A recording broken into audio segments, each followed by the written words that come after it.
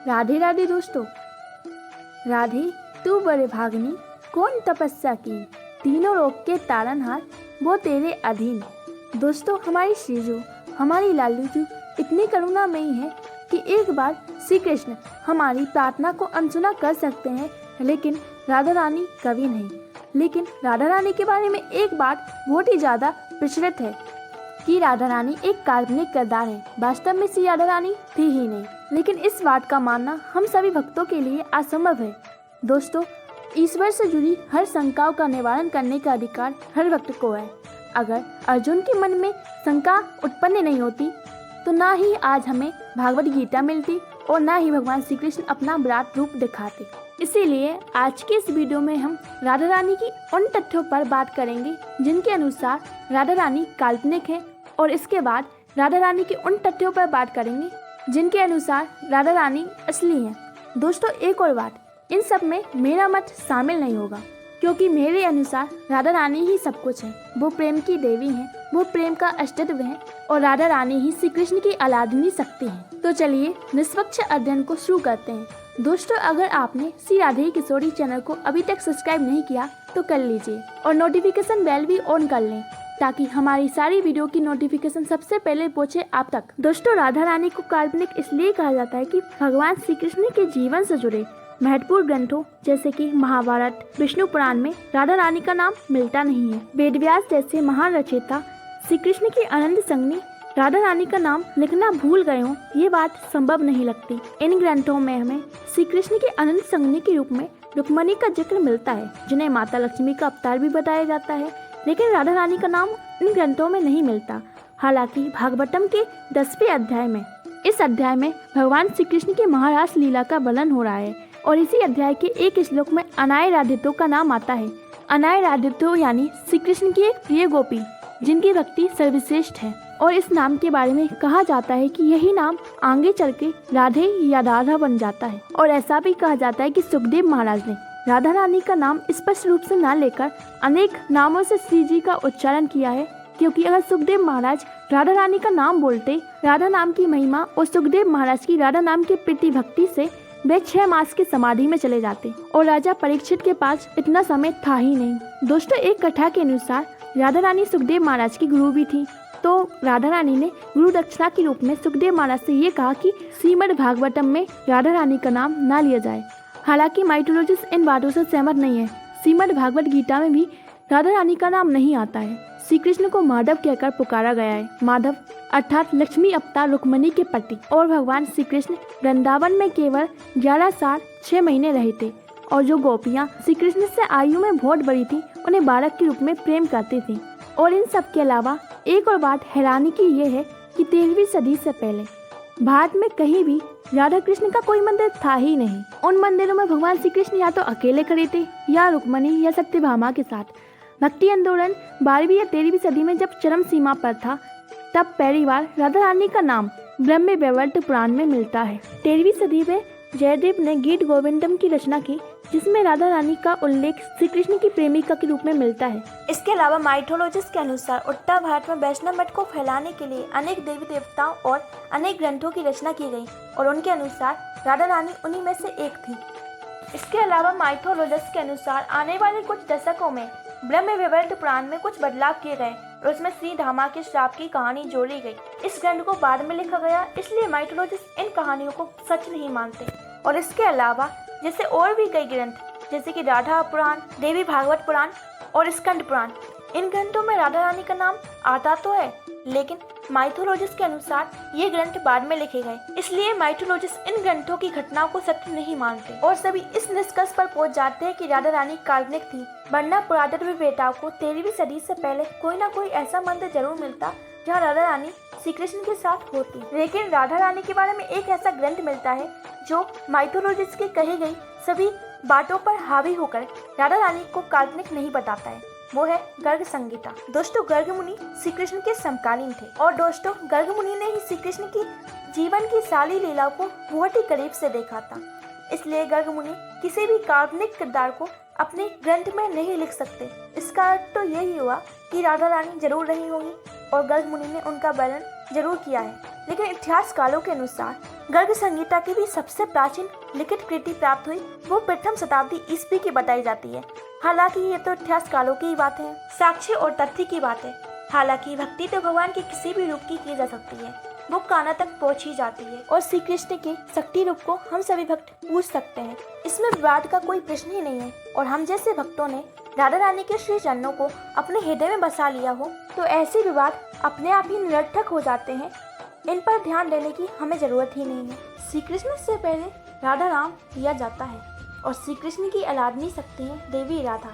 लेकिन बहुत से विद्वान ये मानते हैं कि राधा रानी एक काल्पनिक चरित्र है। इसके पीछे की क्या सच्चाई है? क्या वास्तव में श्री राधा एक काल्पनिक चरित्र है? आज की वीडियो में आज हम इसी विषय के बारे में जानेंगे। जिन्होंने श्रीमद् भागवत महापुराण पढ़ी है उसमें सिर्फ एक जगह श्री कृष्ण के स्त्री रूप में राधा रानी का वर्णन मिलता है। इसके अलावा कहीं और राधा रानी का नाम मिलता ही नहीं है। क्या वास्तव में श्री राधा का चरित्र एक काल्पनिक है?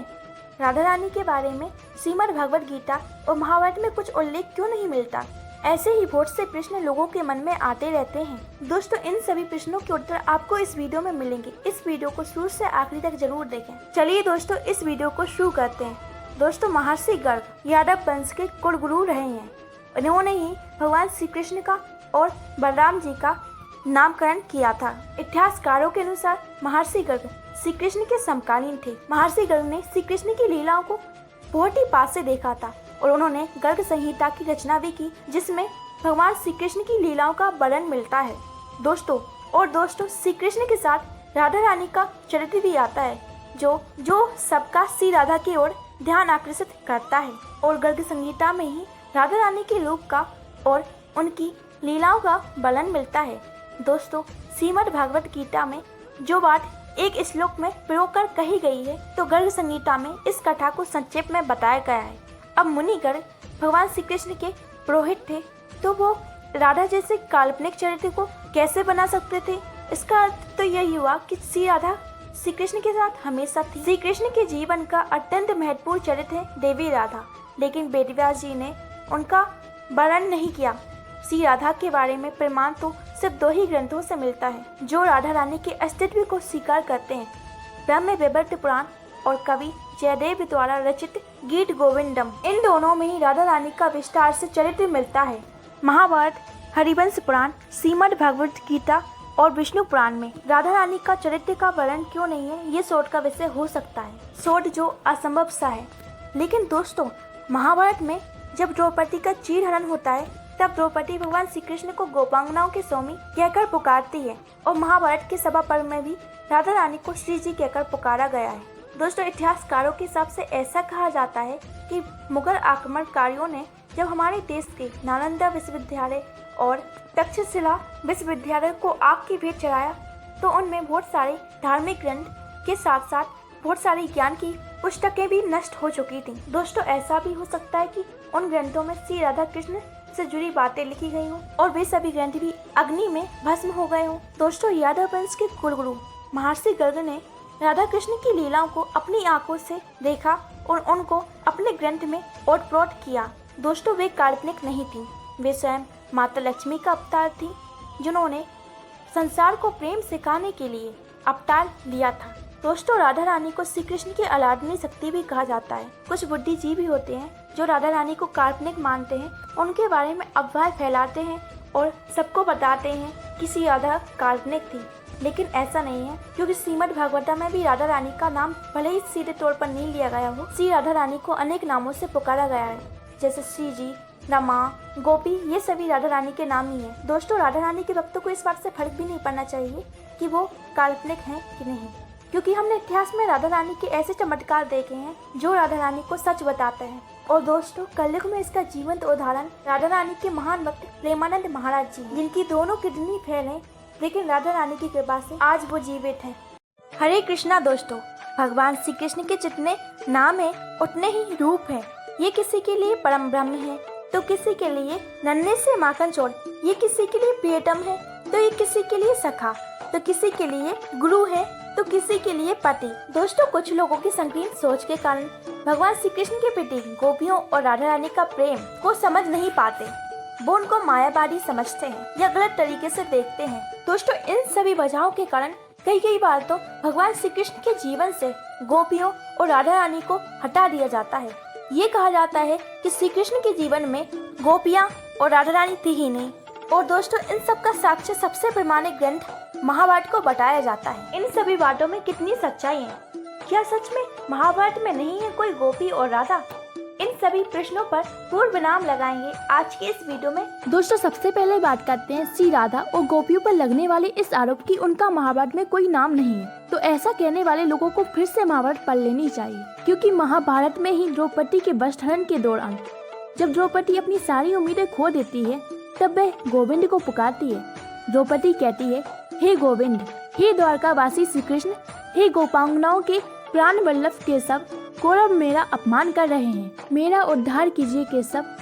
अब भगवान श्री कृष्ण के जीवन में कोई गोपी थे ही नहीं, तो आप ही विचार करिए कि द्रौपदी अपने जीवन के सबसे मुश्किल समय में भगवान श्री कृष्ण को गोपांगनाओं के प्राण वल्लभ क्यों कह रही है। यानी यहाँ महाभारत खुद भगवान श्री कृष्ण के जीवन में गोपियों के अस्तित्व की गवाही देता है और गोपियों के श्री कृष्ण के प्रति सच्चे प्रेम की गवाही देता है। यानी महाभारत में सभी जानते थे कि श्री कृष्ण के जीवन में गोपी हैं। दोस्तों, अब हम बात करते हैं श्री राधा रानी की महाभारत में उल्लेख की। दोस्तों, पहली बात तो श्री राधा वो पवित्र धन है जिन्हें अनेक शास्त्रों में गुप्त रखने का प्रयास किया गया है, लेकिन उनकी दिव्यता छिपाई नहीं छिपती। महाभारत और अन्य ग्रंथों में श्री राधा का प्रत्यक्ष या अप्रत्यक्ष रूप से वर्णन मिलता ही है। दोस्तों, महाभारत के सभा पर्व के अध्याय 38 में श्री राधा को श्री जी कहकर संबोधित किया गया है। अब बहुत से लोग ये सोच सकते हैं श्री जी शायद भगवान श्री कृष्ण की पत्नियों को कहा गया होगा, क्योंकि वो भी श्री लक्ष्मी ही थी, लेकिन ऐसा नहीं है। 38 अध्याय के इस श्लोक में श्री कृष्ण की सभी पत्नियों का अलग से नाम लिया गया है और श्री जी यानी राधा रानी को कहा गया है। आप स्वयं देख सकते हैं, यहाँ श्री जी स्वयं श्री राधा है। श्री जी तो उन्हें ही कहा जाता है जो मन में शुद्ध भक्ति रखते हैं, वो ये बात समझ सकते हैं, और जिनमें भक्ति ही नहीं है वो यही ढूंढते रहेंगे कि महाभारत में इसके अलावा कहीं और श्री राधा का पूर्ण रूप से नाम आया हो, और इसमें वे अपना बहुमूल्य समय के साथ साथ अपना बहुमूल्य मानव जीवन भी बर्बाद करते रहेंगे। अब दोस्तों, बात करते हैं उस आरोप की जो कहते हैं कि मान लेते हैं महाभारत में वर्णित ये श्री जी स्वयं श्री राधा हैं, तो महाभारत में श्री राधा का कहीं और नाम कहाँ है और श्री राधा का कहीं और नाम क्यों नहीं मिलता? दोस्तों, महाभारत में कुरुवंशी पांडवों का युद्ध का वर्णन है और महाभारत को शुरुआत में जय संहिता विजय है और भारत भी कहा गया और बाद में ये महाभारत बना। दोस्तों, अगर हम बात करें तो महाभारत में भगवान श्री कृष्ण की बाल लीलाओं का वर्णन नहीं मिलता, तो इसका मतलब ये तो नहीं कि भगवान श्री कृष्ण बाल अवस्था में थे ही नहीं। महाभारत में जहाँ जहाँ श्री राधा और गोपियों का वर्णन था उसका हमने प्रमाण दिया भी है। अब बिना जरूरत के श्री राधा का महाभारत में नाम ढूंढना अब तो समय की बर्बादी है और सच्चाई से भागने जैसा है कि श्रीमती राधा रानी का तत्व इतना गूढ़ है कि उन्हें भक्ति से ही पाया जा सकता है, और श्री राधा उस भक्त पर जब कृपा करती हैं तब राधा रानी की इच्छा से वह भक्त श्री राधा तत्व को समझ पाएगा। दोस्तों, ऐसे ही वीडियो देखने के लिए हमारे चैनल को सब्सक्राइब करना मत भूलिए, और दोस्तों इस वीडियो को ज़्यादा से ज़्यादा लाइक, शेयर और सब्सक्राइब जरूर करिए, और कमेंट सेक्शन में राधे राधे जरूर लिखें।